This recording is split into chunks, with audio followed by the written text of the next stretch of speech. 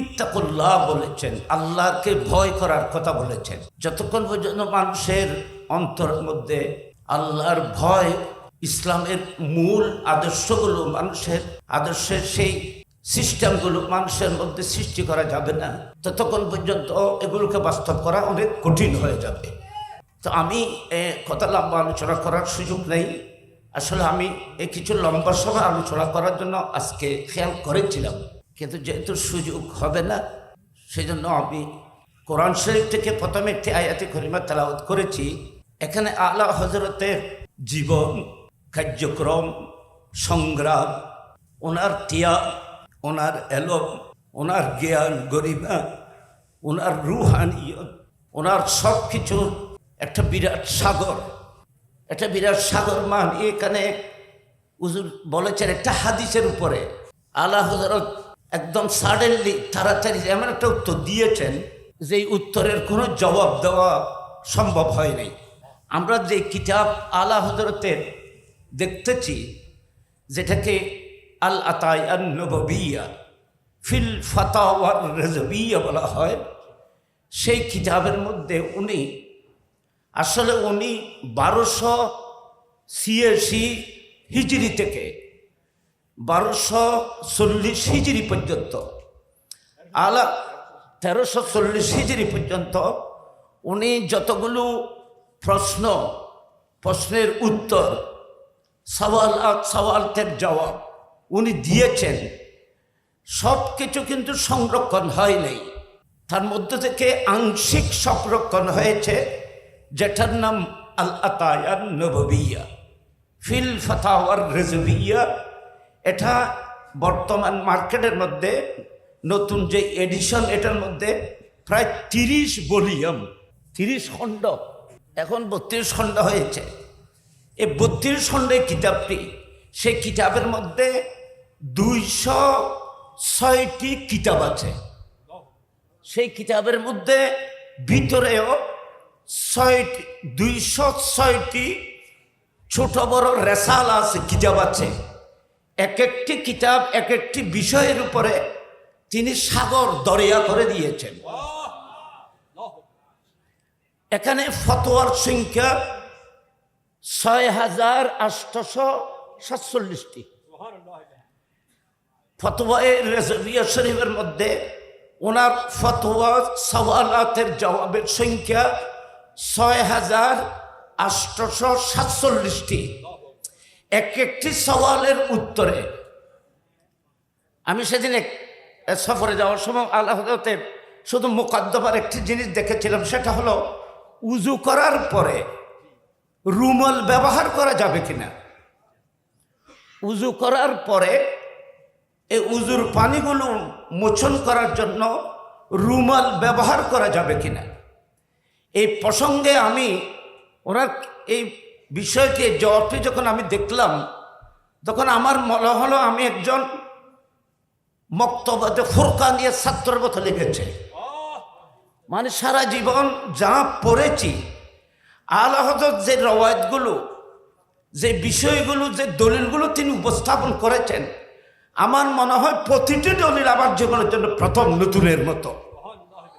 আপনারা চিন্তা করে দেখতে পারেন, এই উজু করে পানি মোচন করা প্রসঙ্গে, রুমাল প্রসঙ্গে যে জবাব দিয়েছেন, এই জবাবের এই দলায়েল আমি পৃথিবীর আর কোনো কিতাবের মধ্যে দেখিনি।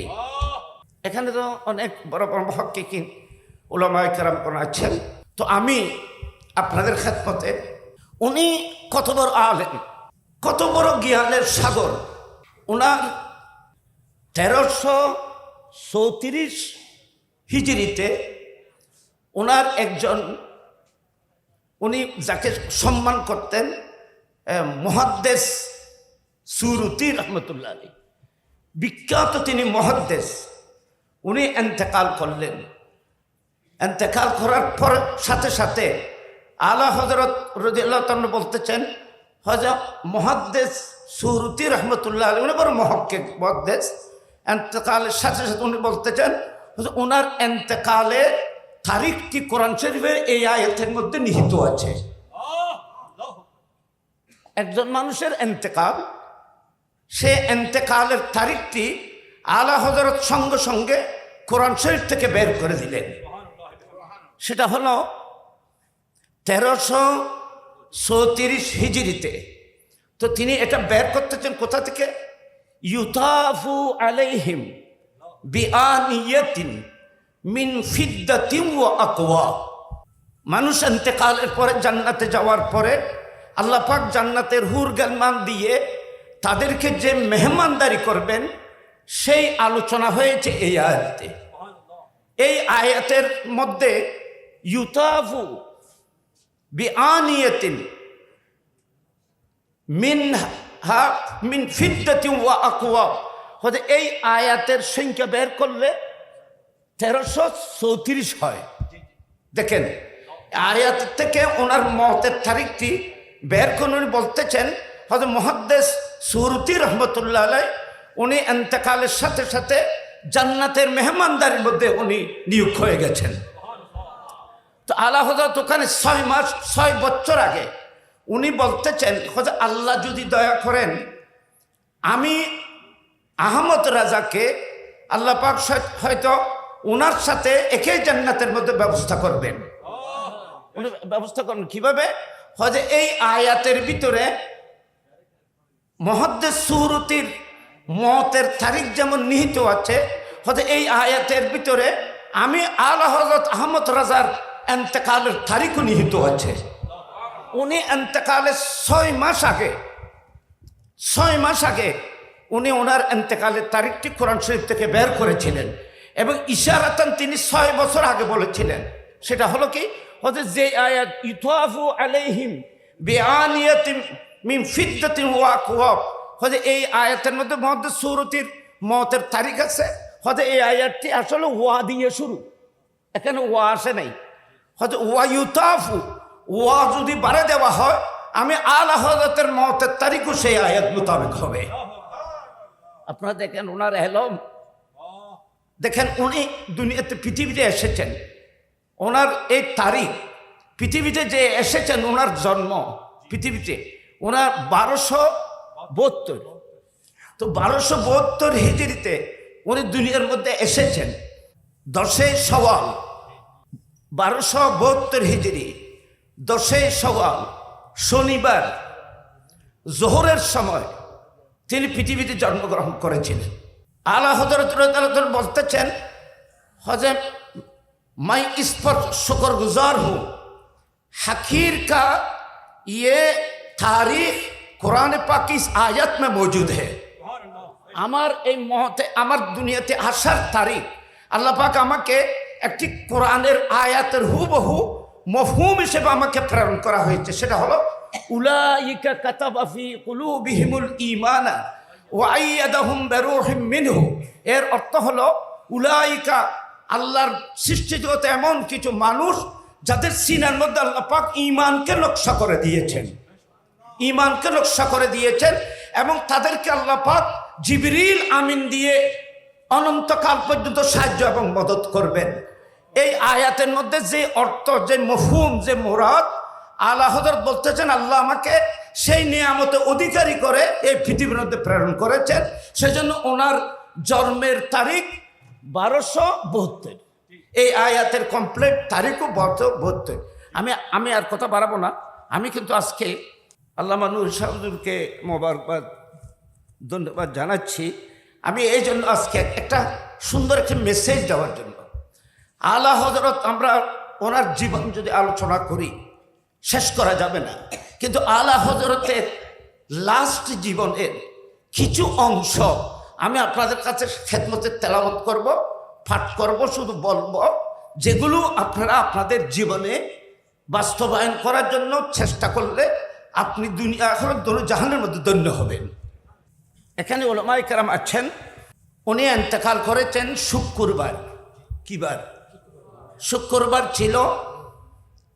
বেরেলি শরীফের সময় মোতাবেক বরাবর 2:38 আলা হযরতের আখেরি নিঃশ্বাস ত্যাগ করেন।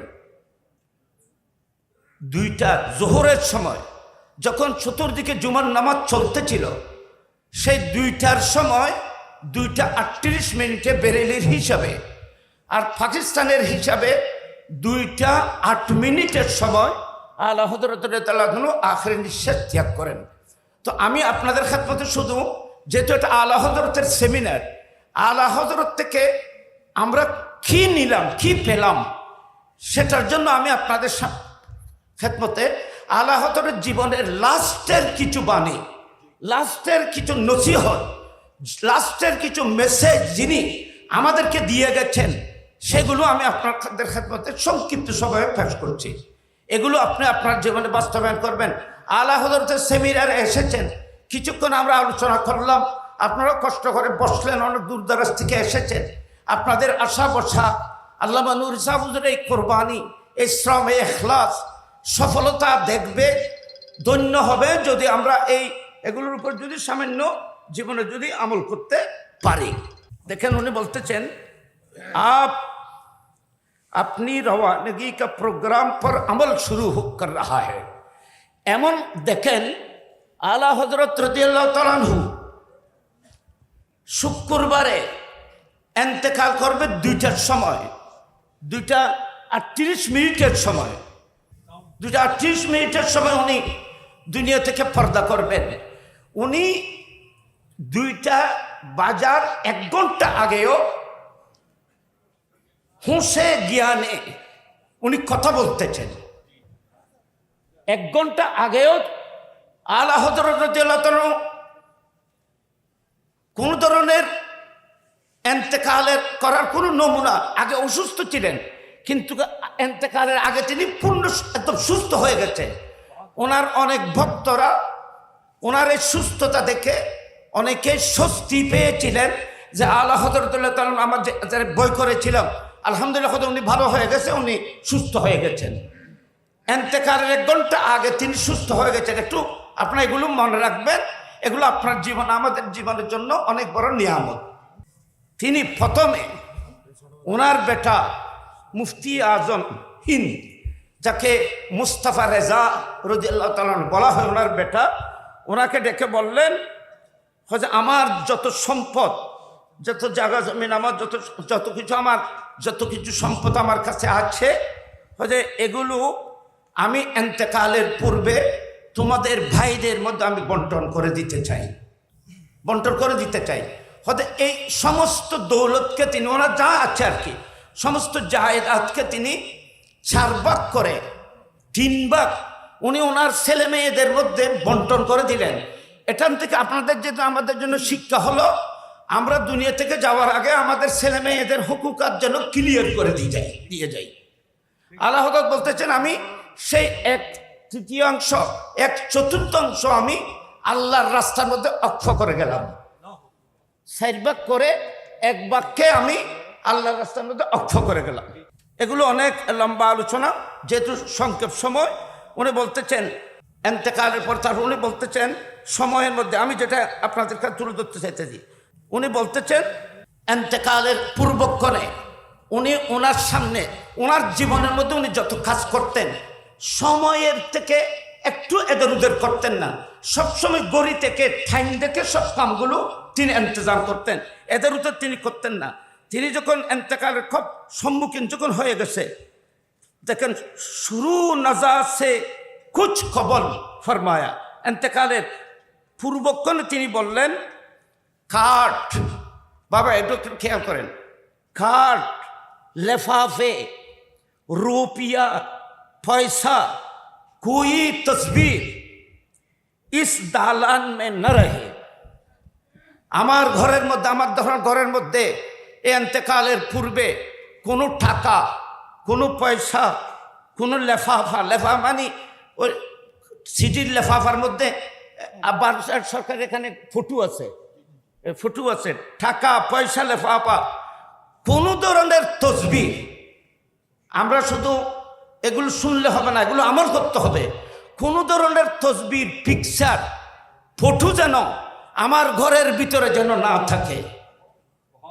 দেখেন কোনো ফটো যেন আমার ঘরের মধ্যে না থাকে। তারপর বলছেন, জব জুনুব হায়েজা না আনে পায়ে, এখানে কোনো গোসল ফরজ হয়ে যায় জন্য কোনো ব্যক্তি অথবা কোনো পিরিয়ড জনিত কোনো নারী আজকের মতো আমার এ ঘরের মধ্যে আসতে পারবে না, কারণ ওনার ইন্তেকালের সময়। তাহলে আপনারা কি বুঝতে পারতেছেন? এখানে কোনো পিকচার থাকতে পারবে না, কোনো ফটো থাকতে পারবে না। সামনে আছে বলতেছেন আমার এখানে, আমার ঘরের এখানে কোনো কুত্ত আসতে পারবে না, কারণ রসুল পাক সাল্লাল্লাহু আলাইহি ওয়াসাল্লাম বলেছেন ওই ঘরের মধ্যে রহমতের ফেরেশতা আসে না, ওই ঘরের মধ্যে রসুল পাক পিকচার হলে নবী আসে না। সেজন্য আল্লাহ বলতেছেন আমার ঘরকে পরিষ্কার ক্লিয়ার করে দাও, কিছুক্ষণের ভিতরে রসুল পাক আমাকে দেখতে আসবে। আল্লাহু আকবার বলেন, আল্লাহু আকবার। আমাকে দেখতে আসবে, রসুল পাক তশরিফ আনবেন, সেই জন্য এগুলোকে সব পরিষ্কার করে দাও। এগুলো আপনারা আমরা আমাদের জীবনের জন্য আমল করতে পারি। সূরা ইয়াসিন, আল্লাহ হযরত বলতেছেন সূরা ইয়াসিন সূরা রাত বা আওয়াজ বুলন্দ পড়তে যায়। আমার ইন্তেকালের সময় সূরা ইয়াসিন এবং কোরআন শরীফের সূরা রাত যেন বড় আওয়াজে যেন পড়া হয়। কলমায়ে তৈয়বা সিনা পর দম আনে তক, সিনার মধ্যে আখেরে নিঃশ্বাস আসার আগ পর্যন্ত আমার পাশে বসে কলমায়ে তৈয়বা বড় আওয়াজে, সুন্দর আওয়াজে যেন পাঠ করতে থাকেন। বড় সুন্দর কথা আছে সামনে। কোই চিল্লা কর বাত না করে, আমার ইন্তেকালের মুহূর্তে এখানে কেউ বড় আওয়াজ করে যেন কথা বলা না হয়। এখানে আমার ইন্তেকালের মুহূর্তে বড় আওয়াজ করে কথা বললে গুস্তাখে শুধু আমার সাথে হবে না, যেহেতু আমি ইন্তেকালের পূর্ব মুহূর্তে আমার রসুল পাক তশরিফ আনবেন। এখানে যদি বড় করে আওয়াজ করে কথা বলা হয় তো লা তারফাউ আসওয়াতাকুম ফাওকা সাওতিন নবী, নবীর এখানে বড় করে আওয়াজ করে কথা বলা নিষেধ। হায়াতুন নবী আমার কাছে আসবে, আমাকে বুকে তুলে নেওয়ার জন্য আসবে, এখানে বড় আওয়াজ করে কথা বললে বেয়াদবি হবে। কেউ যেন এখানে বড় করে আওয়াজ যেন না করো। রোনেওয়ালা কোই বাচ্চা মাখান মে না আয়ে, ছোট কোনো বাচ্চা যারা কাঁদবে তারা যেন না আসে।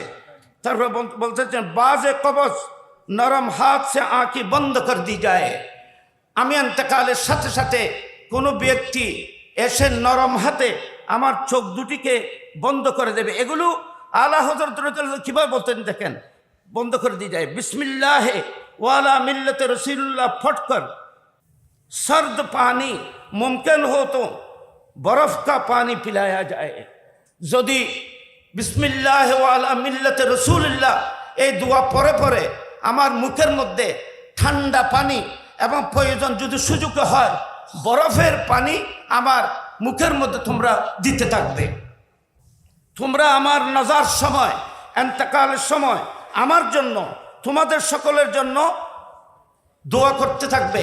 এখানে আমি অনেক আলোচনা সেগুলো করছি না, সংক্ষেপে বলছি করবে। এবং আমার ইন্তেকালের পরে আমার জানাজা উঠানোর সময় খবরদার কেউ কোনো কান্নাকাটি করবে না, আমার ঘরের মধ্যে যেন কোনো কান্নাকাটি না হয়, এগুলোর দিকে তোমরা সজাগ দৃষ্টি রাখবে।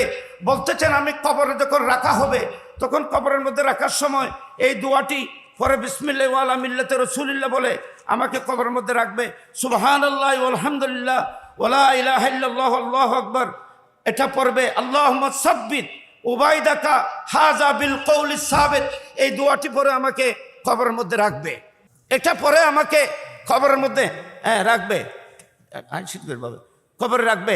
এবং উনি বলতেছেন আমাকে কবরে দফন করার পরে, আমাকে কবরে দফন করার পরে আমার কবরের পাশে, উনি নির্ধারিত করে বলছেন আমার কবরের পাশে দাঁড়িয়ে, আমার কবরের পাশে দাঁড়িয়ে হামেদ রেজা হুজুরের বেটা যিনি হুজ্জতুল ইসলাম হযরতে হামেদ রেজাকে বলতেছেন আমাকে দফন করার পরে, কবর দফনের পরে, আমার কবর সুসম্পন্ন হওয়ার পরে হামেদ রেজা তুমি আমার কবরের পাশে দাঁড়িয়ে 7 বার আজান দেবে। আমার কবরের পাশে দাঁড়িয়ে তুমি 7 বার আজান দেবে এবং 3 দিন পর্যন্ত আমার কবরের মধ্যে কোরআন শরীফ তেলাওয়াতের ব্যবস্থা করে দেবে এবং প্রত্যেক দিন আমার মুওয়াজাহা সামনের দিকে এসে দরুদ শরীফ সালাতুস সালাম কিয়াম ও মিলাদ করবে। হয়তো তোমরা এই কাজটি যদি লাগাতার কন্টিনিউস যদি 3 দিন করতে থাকো, তেলাওয়াতে কোরআন যদি 3 দিন করো, দরুদ সালাম পরে পরে যদি 3 দিন পড়তে থাকো, হয়তো এই 3 দিনের ভিতরে কবরের সাথে আমার সাথে একটা বন্ধুত্ব হয়ে যাবে। কবরের সাথে আমার সাথে একদম প্রেম হয়ে যাবে, মহব্বত হয়ে যাবে। এই 3 দিন পরে তোমাদেরকে রুখসত দেওয়া হবে, তোমরা যতক্ষণ পারবে আমার জিয়ারতে আসবে। আমি আপনাদের খেদমতে শুধু এতটুকু বলতেছি, আলা হযরত রাদিয়াল্লাহু তাআলা আনহু আমাদেরকে যে শিক্ষাগুলো দিয়ে গেছেন, ওনার জীবনী আমাদের জন্য মডেল। আলা হযরত রাদিয়াল্লাহু তাআলা আনহুকে আমরা সমাজে, জাতির মাঝে প্রত্যেক ক্ষেত্রে ওনার আদর্শকে যদি আমরা প্রতিষ্ঠা করতে পারি, বাস্তবিক একটি সুন্দর সমাজ, একটি আহলুস সুন্নাত ওয়াল জামাত, একটি আহলুস সুন্নাত ওয়াল জামাত আদর্শের একটি সমাজ এই দেশের মধ্যে কায়েম হতে পারবে। আল্লাহ পাক রব্বুল আলামিন আল্লামা নূর ইসলাম হুজুরের ইখলাস, কুরবানি, মহব্বতকে আল্লাহ কবুল করুক। আগামীতে এই মাহফিল, এই ইন্তেজাম আরও বেগবান করার জন্য আপনারা যারা সংশ্লিষ্ট, যারা এসেছেন, যারা ত্যাগ করেছেন, মহব্বত দিয়েছেন, সবাইকে আল্লাহ পাক কবুল করুক, দয়া মেহরবানি করুক। আলা হযরতের খাস ফয়েজ ও বরকত আমাদেরকে দুনিয়া আখিরাত দুনো জাহান্নামে আল্লাহ দান করুক। আসসালামু আলাইকুম ওয়া রাহমাতুল্লাহি ওয়া বারাকাতুহু।